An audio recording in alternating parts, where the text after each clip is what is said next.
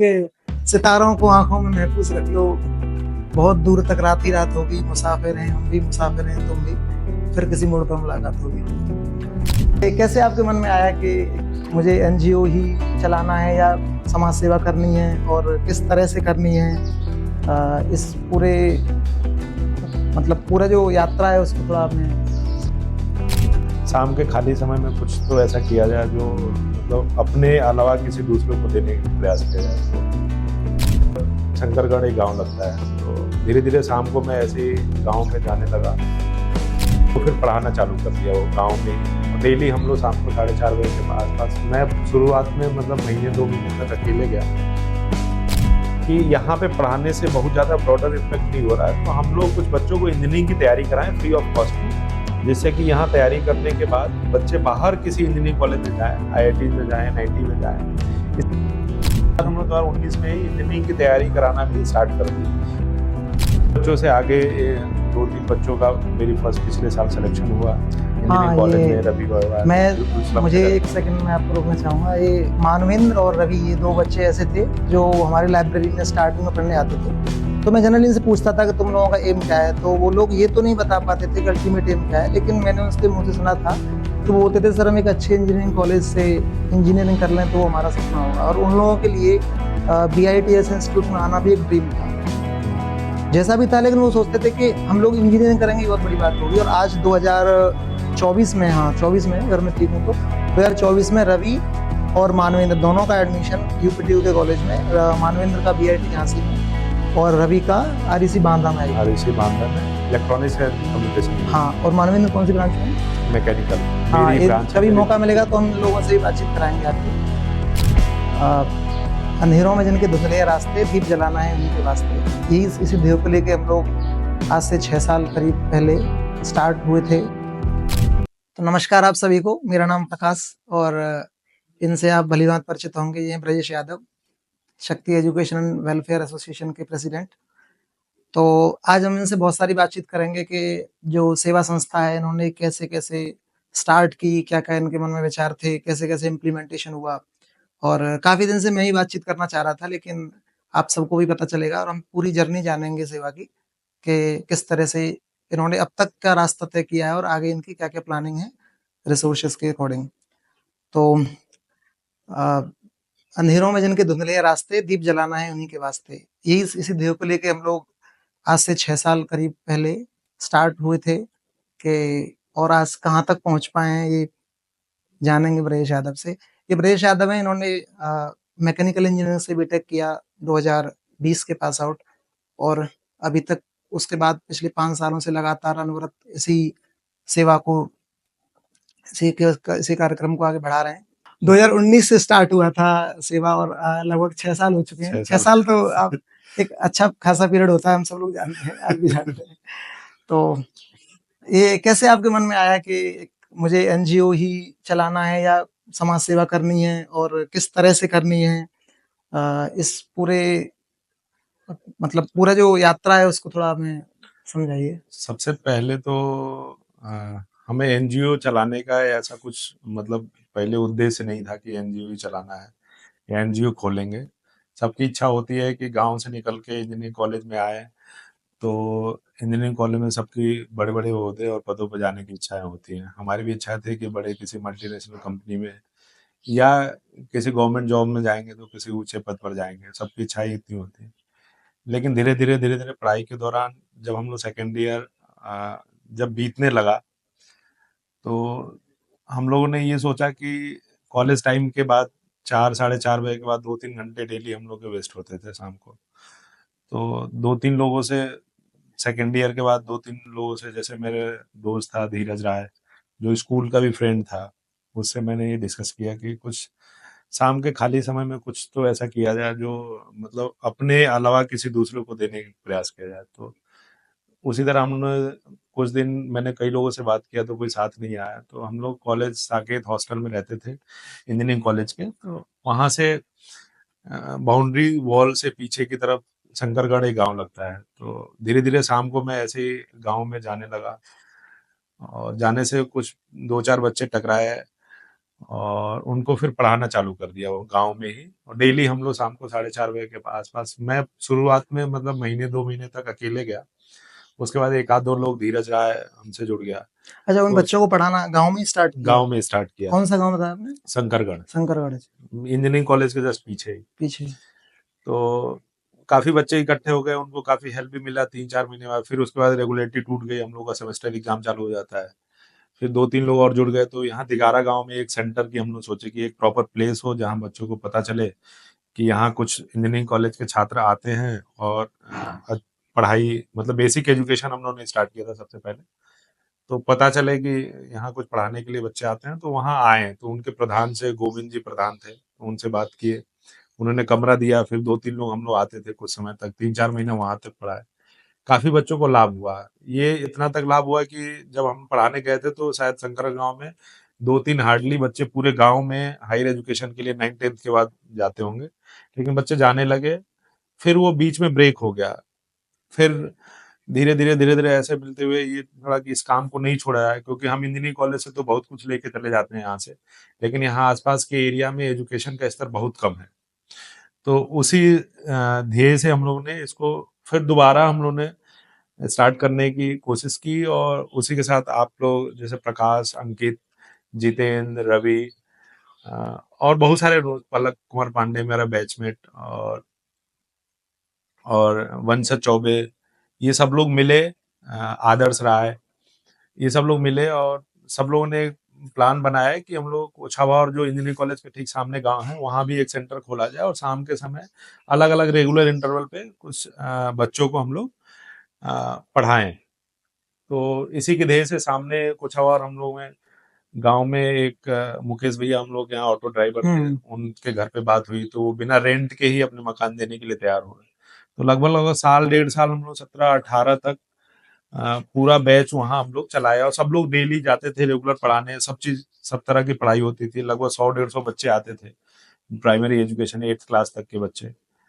फिर धीरे धीरे हम लोगों ने स्लम, सखी का हनुमान मंदिर पे स्लम है, वहां भी क्लासेस स्टार्ट कर दी, और काफी बच्चे लाभान्वित हुए उससे, मतलब पढ़ाई के प्रति प्रेरित होने लगे। उनको कॉलेज, हम इंजीनियरिंग कॉलेज बीच बीच में घुमाने भी ले आते थे, टेक्नोलॉजी से रूबरू कराते थे, कोई कॉलेज में फंक्शन कराते थे। धीरे धीरे ये शाम के समय सब चीजें चलती गई। फिर धीरे धीरे ऐसे ही मन में आया कि क्यों ना इसको ऑर्गेनाइज वे में किया जाए, जैसे कि और बहुत सारे लोग जुड़े और इसका ब्रॉडर इम्पैक्ट पड़े सोसाइटी पे। तो उसी को देखते हुए हम लोगों ने 2019 में मैंने रजिस्ट्रेशन इस एनजीओ की कराई, और लोगों को जोड़ना प्रारंभ किया कि कॉलेज के और भी ईयर्स के बच्चे जुड़े हैं और हमारे साथ जाएं पढ़ाने।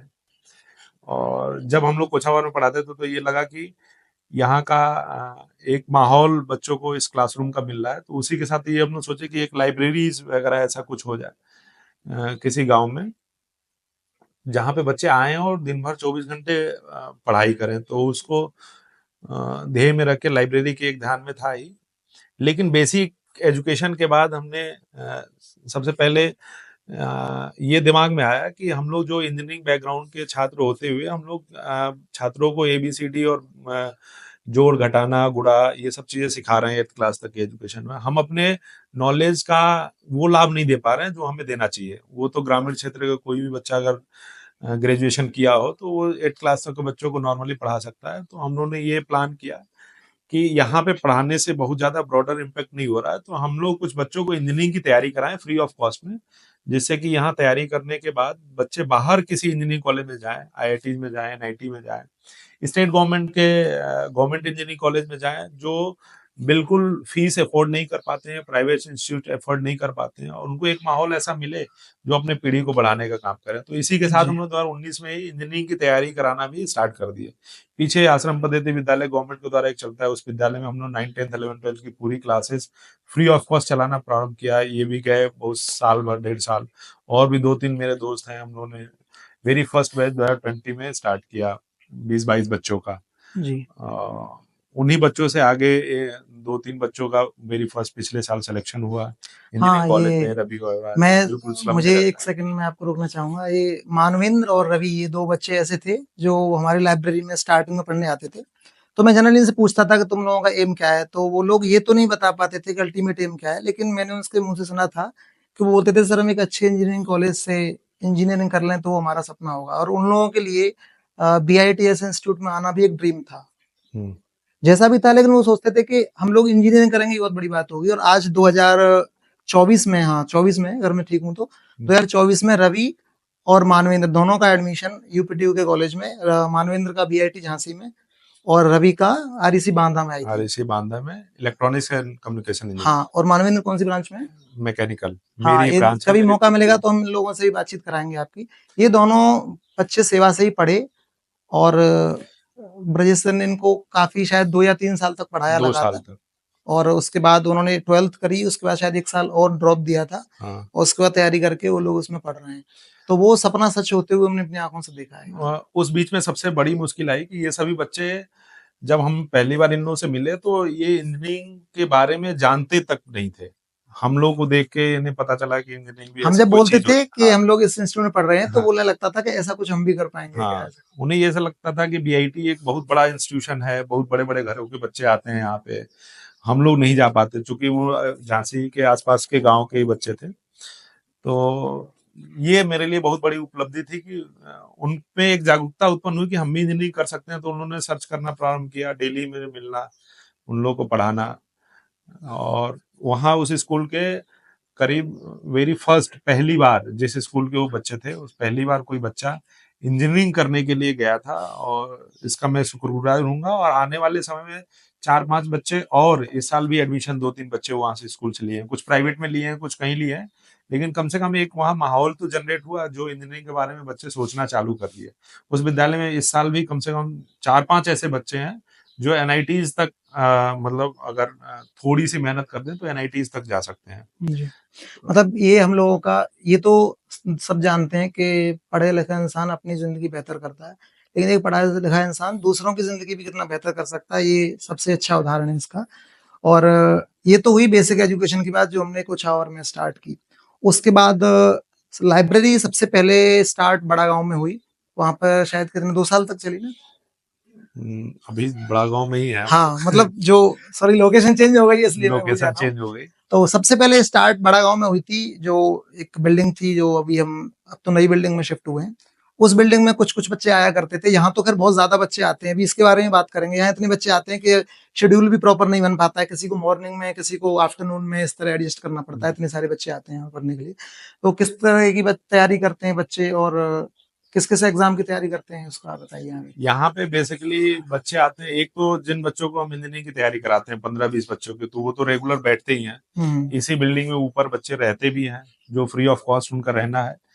इस बार से उन लोगों को खाने पीने की व्यवस्था हम नहीं कर पाए थे, कुछ फाइनेंशियल इश्यूज, फाइनेंशियल हर चीज में पैसे की बहुत ज्यादा जरूरत होती है। तो इस साल से हम लोग कोशिश कर रहे हैं कि उन लोगों को रहने के लिए एक बढ़िया वातावरण, जिससे जैसे हमारे पास रिसोर्सेज होंगे, प्रोवाइड किया जाए, जहां वो 24/7 हमारे एक अंडर कंट्रोल में रहेंगे। उन लोगों को खेलने वेलने की भी व्यवस्था हम लोग कर रहे हैं।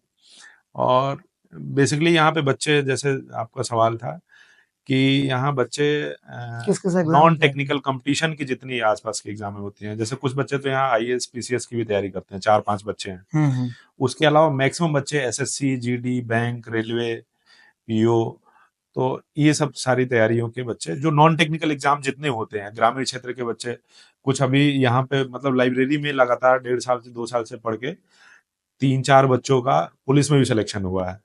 और वो रेगुलर आते थे बच्चे, 10 घंटे 12 घंटे पढ़ते थे, जिनके घर में पढ़ने के लिए व्यवस्था नहीं है। तो नहीं, ये ये सब तो चीजें हैं। मैं भी, मुझे क्योंकि जब स्टार्ट हुआ था लाइब्रेरी, तो दूसरों क्या, मैं खुद बताता हूँ कि मैं ये सोचता था कि बहुत लंबा समय लगेगा इस चीज में, कि यहाँ लोग सीरियसली पढ़ेंगे। लेकिन 2 साल हुआ होगा, यहाँ आए हुए तो शायद 2 साल से भी कम हुआ हो। और इतने कम समय में आप देखेंगे कि अंदर लगभग 100 बच्चे एकदम पिन ड्रॉप साइलेंस में पढ़ रहे हैं, अपने अपने कॉन्सेंट्रेशन से। तो ये देख के बहुत अच्छा लगता है कि आप कुछ ऐसा कर रहे हैं जिसकी वजह से इतने लोगों की जिंदगी बेहतर हो रही है। तो नॉन कॉम्पिटिशन, नॉन टेक और टेक्निकल, कुछ दोनों। दोनों तरह के बच्चे रहते हैं। टेक्निकल जितने बच्चे बैठते हैं वो मैक्सिमम 99% बच्चे मेरे गाइडेंस में रहते हैं, जिनको मैं रखता हूँ, मैं पढ़ाता हूँ, और ऊपर ही रहते हैं। तो मैक्सिमम वही टेक्निकल के अच्छा, बच्चे हैं, जो यहाँ बाकी पे जेई मेंस की जो तैयारी कर रहे हैं जे वो जे लोग यहीं पर रहते हैं? यहीं पे रहते हैं। अच्छा, तो कुछ बच्चे 2-4 बच्चे जो आसपास के हैं, नजदीक के 2-4-5 किलोमीटर के अंदर में, वो बच्चे आते हैं, सुबह आते हैं मॉर्निंग में और शाम को अपना चले जाते हैं, टिफिन वगैरह लेके आते हैं, तो वो दिन भर यहाँ अच्छा, तो रहते उनका एक मतलब पूरा पढ़ाई का एक इकोसिस्टम बन गया है, यहीं पे हैं, रहना, खाना और दिन में पढ़ना। पढ़ना। अच्छा, तो ऐसे कोई स्टूडेंट के बारे में बताना चाहेंगे जो आपको बाहर मिला और आपने उन्हें इनवाइट किया कि आप हमारे यहाँ आके रहिए, अगर रिसोर्सेज नहीं है बाहर तो? जैसे कोई, ऐसे तो सभी बच्चे हैं, जैसे जैसे आपने शायद एक बताया था कोई दुकान में काम करता था उसने और वो जाता नहीं था हाँ, पढ़ने। एक यही बच्चा जो अभी अभी अभी हमारे सामने था, अच्छा, अंकित। वो तीनों, हाँ, तीनों हाँ। भाई बहन, तो वो तीनों लगभग लगभग 6 महीने साल भर से हमारे यहाँ रह रहे हैं, तीनों भाई बहन। मतलब उतने रिसोर्सेज नहीं थे, तो अपने अकॉर्डिंग लोग प्रिपरेशन के लिए कोशिश कर रहे हैं। सबसे बड़ी बात है कि यहाँ पे एक इन्वायरमेंट मिल रहा है, आप किसी चीज की तैयारी कर सकते हैं। जरूरी नहीं है कि आप इंजीनियरिंग की ही तैयारी करें, जरूरी नहीं है कि आप नीट की ही तैयारी करें। आपको एक सोचने समझने की क्षमता यहाँ डेवलप हो रही है। रेगुलर हम कोशिश करते हैं कि महीने में 1-2 बार कोई ऐसी पर्सनालिटीज को यहाँ बुलाया जाए जिससे बच्चे इंस्पायर हों, जिससे कुछ सीखें। और इस लाइब्रेरी की सबसे बड़ी खासियत है, जैसे झांसी में बहुत सारी प्राइवेट लाइब्रेरी हैं, उस प्राइवेट लाइब्रेरी में इसमें अंतर क्या है, बहुत लोग पूछते हैं कि बहुत मिनिमम फीस लगता है। इसमें अंतर ये है कि एक तो 24/7 हम ओपन रखते हैं। कुछ बच्चे 8-10-15 बच्चे यहाँ रात में भी रहते हैं, 8-9 बजे खाना खाने के बाद आ जाते हैं, रात भर पढ़ाई करते हैं, सुबह जाते हैं घर। उसके अलावा यहाँ पे सभी तैयारी की, सभी प्रकार की किताबें निःशुल्क मौजूद हैं। हम्म। मतलब कम से कम यहाँ पे 1000-1500 किताबें कुछ डोनेशन के माध्यम से, कुछ हमने परचेज भी किए हैं, कि जिन बच्चों को एक डायरी भी रखी है, एक रजिस्टर भी रखा है, जिन बच्चों को कुछ रिक्वायरमेंट होता है किताबों का, वहाँ एंट्री करते हैं। कुछ समय बाद हम कोशिश करते हैं कि किसी से मांगा जाए, या नहीं मांग पाते हैं तो कुछ अपने रिसोर्सेज से हम उसको खरीद के यहाँ उपलब्ध कराते हैं। इसके साथ साथ यहाँ 24/7 वाईफाई, दो वाईफाई, एक बीएसएनएल का लगा हुआ है, एयरटेल का लगा हुआ है, और जियो का भी इस बार फाइबर मैंने ले लिया है, कि जिससे कोई भी ऑनलाइन लेक्चर्स, बहुत सारे, मतलब 20-30 बच्चे यहाँ जो है कि ऑनलाइन विभिन्न कोचिंग लिए हैं नॉन टेक्निकल की, तो ऑनलाइन लेक्चर्स देखते हैं, तो उनके लिए वाईफाई 24/7 मौजूद है, जो अनलिमिटेड है। मतलब दूस उनको बिना किसी कॉस्ट के वाईफाई और हाँ, जो भी बुक्स अवेलेबल हैं वो, और हाँ, जो ऊपर जो बच्चे रह रहे हैं उनके लिए रहने का रहने का सब कुछ फ्री ऑफ सब कुछ कॉस्ट फ्री है। ऑफ कॉस्ट, एक भी रुपए किसी बच्चे से कोई भी चार्ज नहीं किया जाता। उसके अलावा इस लाइब्रेरी में 3-4 कंप्यूटर रखे हुए हैं, 2 लैपटॉप हैं, टैबलेट हैं। तो जिन बच्चों के पास मोबाइल भी नहीं है और ऑनलाइन लेक्चर्स देखना चाहते हैं, तो वो लैपटॉप, मोबाइल अपना यूज करते हैं, यही प्रॉपर रखी हुई है 24/7।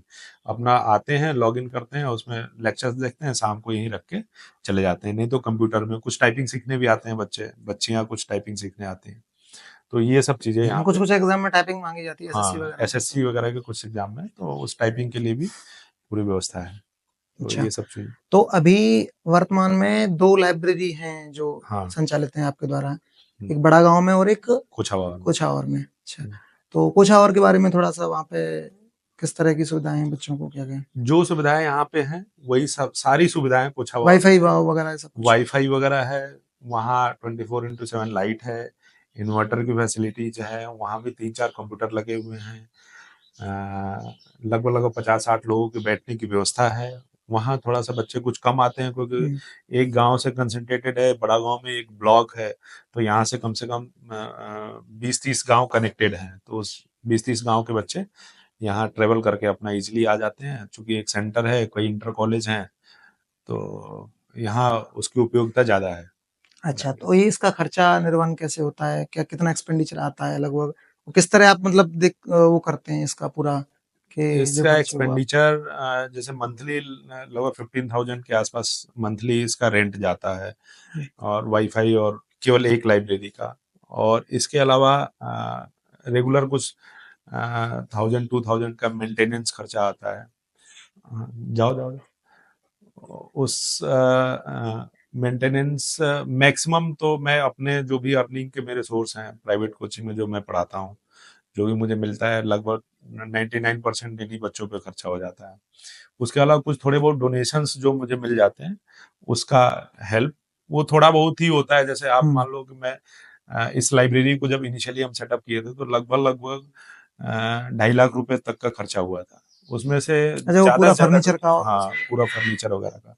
तो ज़्यादा से ज़्यादा मुझे डोनेशंस मिले होंगे तो वही 1 लाख तक के, अगर ज़्यादा से मैं प्रेडिक्ट करूँ। तो उसके अलावा सारा खर्चे मेरे ही हैं, धीरे-धीरे कुछ ईएमआई पे कुछ वैसा करके मैंने सब मैनेज किया हुआ है।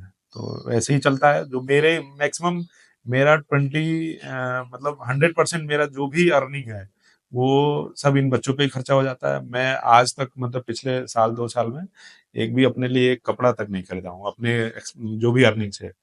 और अर्निंग भी ऐसा नहीं है कि बहुत कम है, मतलब 40-50 हज़ार रुपए से एवं भी है मेरी अर्निंग।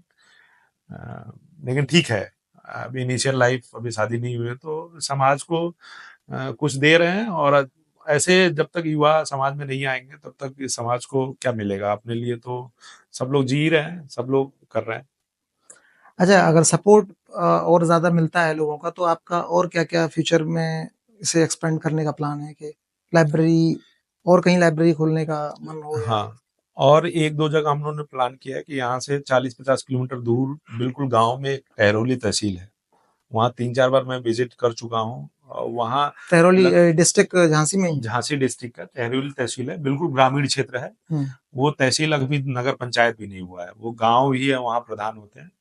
तो वहाँ कई लोगों से संपर्क में भी आए। और ये पूरी मेरी कोशिश है कि अगले 4-5 महीने में एक वहाँ भी लाइब्रेरी सेटअप किया जाए, जहाँ सेंटर बने। और सेंटर बनने के बाद हमारा रेगुलर विजिट आना जाना रहता है, तो वहाँ से कुछ वैसे बच्चे जो बिल्कुल बेसिक ज़रूरतों के अभाव में पढ़ाई नहीं कर पाते हैं, उनको हम कुछ चीज़ें प्रोवाइड कर सकते हैं। दूसरी एक चीज़ कि अभी फंड हो या ना हो, एक चीज़ मैंने अभी किया है कि एक सेम सेटअप पूरी लाइब्रेरी के जस्ट बगल में ही हम बच्चों के लिए रेजिडेंस बना रहे हैं, जिसमें कि 25-30 बच्चे, कुछ इंजीनियरिंग की तैयारी करने वाले 15 से 20 बच्चे, उसके अलावा 10-12 बच्चे जो आसपास, मतलब 10-20 किलोमीटर, 30 किलोमीटर दूर के गांव के बच्चे हैं, बच्चियां हैं, जो एक ऐसा एनवायरनमेंट चाहती है कि जहां हम 24/7 रहें और केवल पढ़ाई पढ़ाई के ही बारे में सोचें। तो उनको खाने पीने की व्यवस्था, रहने की पूरी फैसिलिटीज, जो मिनिमम फैसिलिटीज एक छात्र को पढ़ाई लिखाई के लिए चाहिए, तो साल 2 साल के लिए हम प्रोवाइड करने जा रहे हैं अगले 2-3 महीने में। वो हम करेंगे। एक और मकान रेंट पे, हम इतना ही बड़ी मकान, 2-3 मंजिला मकान एक रेंट पे ले रहे हैं यही लाइब्रेरी के पास में। वहाँ रहने खाने पीने की पूरी व्यवस्था निःशुल्क रहेगी, और बाकी पढ़ाई के लिए ये लाइब्रेरी हम लोग इस्तेमाल करेंगे। अच्छा, आप किस तरह बच्चों को सेलेक्ट करते हैं कि कौन से बच्चे आके यहाँ पे पढ़ेंगे और रहेंगे रेज़िडेंस के पर्पज़ से भी, और जो जेईई मेंस की तैयारी करते हैं आप कराते हैं? पिछले बार तक बेसिकली हम रहने के लिए केवल जो इंजीनियरिंग की बच्चे तैयारी करते हैं उनके लिए व्यवस्था करते थे। लेकिन इस बार से हम कोशिश कर रहे हैं, एक अलग सी इस पूरे 2 मंजिला बिल्डिंग एक और रेंट पे ले रहे हैं, और उसमें हम 15 से 20 बच्चों को, इंजीनियरिंग की तैयारी करने वालों को रखेंगे।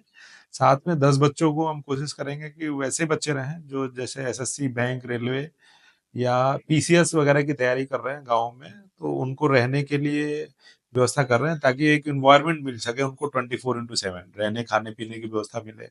और दिन भर पढ़ाई पढ़ाई के बारे में ही सोचें। कुछ खेलने के लिए इक्विपमेंट्स भी हम खरीद रहे हैं, ये सुबह शाम खेलने के लिए कुछ हो जाए, पढ़ाई के लिए हो जाए, क्योंकि यहाँ न्यूज़पेपर, मैगजीन, एनवायरनमेंट, सब चीज़ जब तक साल 2 साल तक नहीं मिलेगा तब तक कोई बच्चा गाँव से कुछ एक्स्ट्रा अचीव नहीं कर सकता अपने कैलिबर्स के अलावा। तो इसलिए इस बार हम रहने की भी व्यवस्था अच्छा, इंजीनियरिंग के अलावा भी कुछ बच्चों के लिए हम कर रहे हैं। तो जो इंजीनियरिंग में जो बच्चे आते हैं, उनका सिलेक्शन प्रोसीजर क्या रहता है? कोई एग्ज़ाम वगैरह लेते हैं या फिर डायरेक्ट? इंजीनियरिंग के बच्चों के लिए हम हर साल एक जेटीएससी एग्जाम कराते हैं, झांसी टैलेंट सर्च एग्जाम।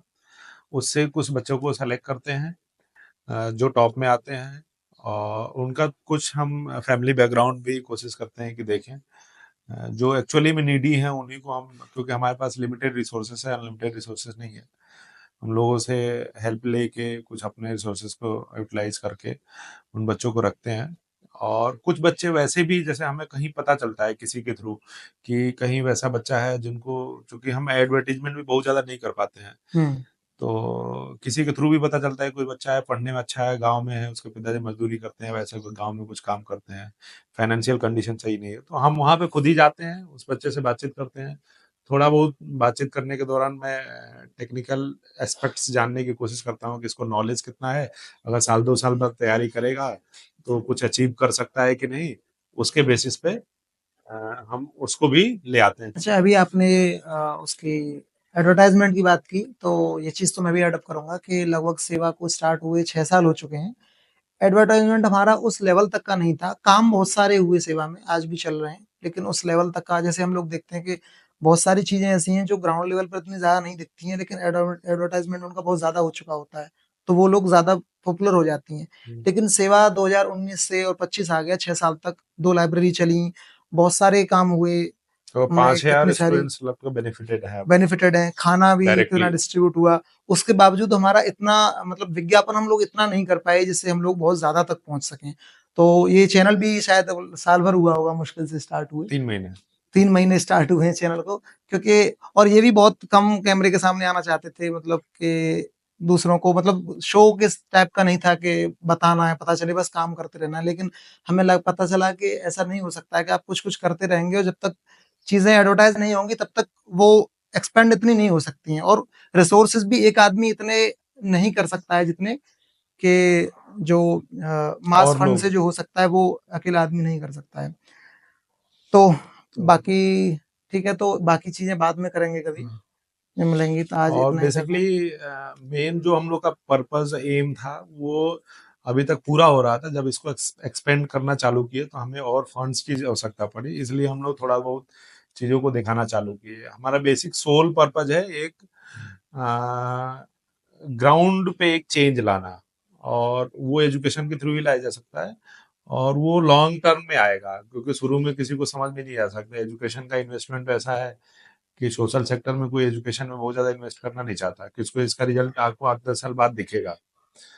इसलिए सब लोग एक शॉर्ट ट्रिक अपनाते हैं कि जैसे कुछ थोड़ा बहुत कुछ किट डिस्ट्रीब्यूट कर दिया, कुछ वैसा डिस्ट्रीब्यूट कर दिया, जिसे थोड़े समय के लिए नेम फेम मिल जाएगा, लेकिन उसका ग्राउंड पे कोई बहुत बड़ा इम्पैक्ट नहीं होगा बहुत समय बाद। मतलब आप अगर खाना डिस्ट्रीब्यूट करते हैं तो 1 लाख लोगों का रोज खाना डिस्ट्रीब्यूट कर ग्राउंड दीजिए, पे रियल इम्पैक्ट एजुकेशन से लाएगा। एजुकेशन से ही आएगा। एजुकेशन अगर होगी, कोई बच्चा पढ़ लिख ले जाएगा, अच्छे ऊँचे पद पे जाएगा, तो वो धीरे-धीरे वैसे अपनी सब चीज़ें बैलेंस हो जाएँगी। अगर कुछ स्लम का बच्चा है जिसको घर नहीं है, 2 वक़्त के खाने की रोटी नहीं है, वो किसी इंजीनियरिंग कॉलेज में पढ़ जाए और कुछ अच्छी-खासी इनकम हो जाए, तो वो आने वाली अपनी पीढ़ी को बहुत आगे तक ले जाएगा। एक और मैं चीज़ देख रहा हूँ कि एक पॉजिटिव इम्पैक्ट ये भी जाएगा बच्चों में, जैसे जो भी बच्चे यहाँ बेनिफिट ले रहे हैं, और ऑल्दो वो कोई भी कॉस्ट नहीं दे रहे हैं, लेकिन उनके मन में थोड़ा-सा तो समाज सेवा के लिए आएगा कि मैं भी कहीं ऐसी बिल्कुल। जगह पे गया हूँ, तो यहाँ डायरेक्ट नहीं लेकिन इनडायरेक्ट वे में वो भी अपनी सोसाइटी को किसी भी हुँ, तरीके से फ़ायदे दे पाएँगे। जैसे जैसे मैं एक अपना एक इंसिडेंट बताता हूँ आपको, जो आपको याद होगा शायद 2018 और 19 में मैं 2 बार दिल्ली गया था। हुँ, तो एक चैरिटी थी नॉर्थ अमेरिकन चार्ट चैरिटीज़ करके, तो वो लोग अ, स्कॉलरशिप देते थे, और कुछ मतलब उनका ऐसे राइटिंग का एक कॉम्पिटिशन होता था, और जो भी उसमें विनर रहते थे उनको वो अच्छा खासा अमाउंट देते थे।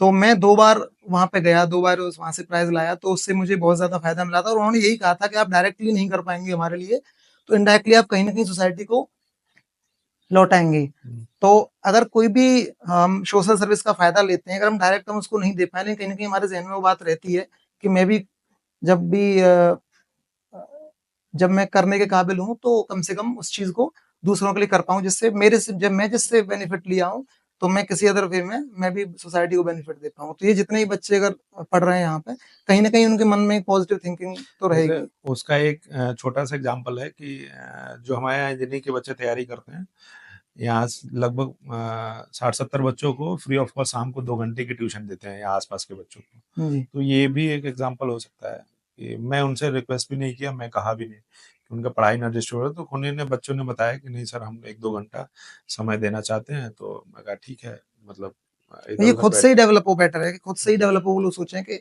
हमें यहाँ फ़ायदा मिल रहा है, तो हम जहाँ दे सकते हैं फ़ायदा वहाँ हम देख लें।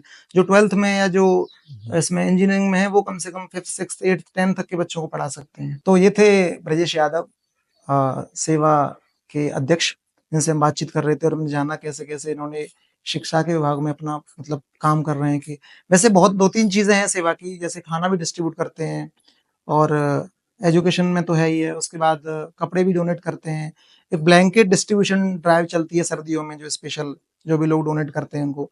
लेकिन उसके बारे में फिर कभी बात करेंगे। आज हमने जो भी बात की वो सिर्फ़ एजुकेशन से संबंधित थी। तो आप सेवा में जाके अपना इनका चेक कर सकते हैं। जैसे सेवा का फेसबुक पेज भी है, सेवा की वेबसाइट भी है www.seva.org.in। हाँ आप वहाँ जाके चेक कर सकते हैं रेगुलर एक्टिविटीज़ जितनी भी चल रही हैं, सारे प्रोग्राम उसमें दिए हुए हैं। आप वहाँ जाके डोनेट भी कर सकते हैं।